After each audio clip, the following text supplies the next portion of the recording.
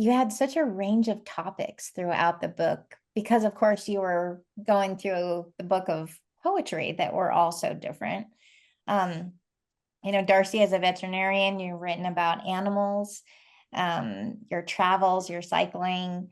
Hands actually came up more than once because I remember Penny, you writing about your mother's hands playing the piano, or Darcy, your father's worker's hands.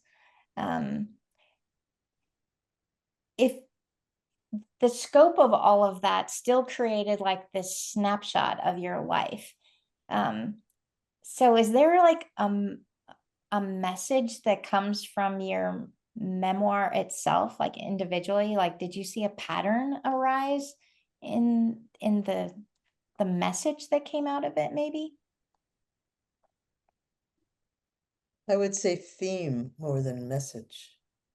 That I realized my life, or what I ended up writing about in this year, was a lot about finding my way to living authentically, moving away from things that weren't really mine to do or that were harmful to my soul, and becoming truer to my gifts and to who I am, and more comfortable also with accepting and loving myself and being a bridge for others.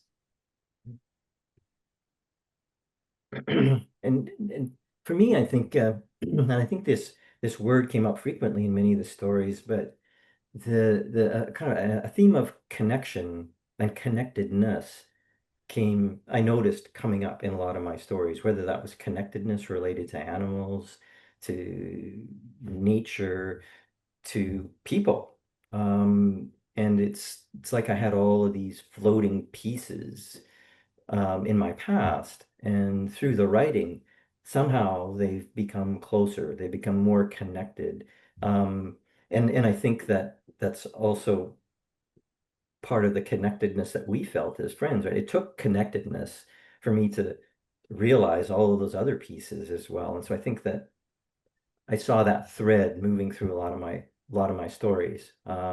And paradoxically, well, not maybe paradoxically, but it was also part of our process too. So the connectedness led to connectedness, or me realizing those connections.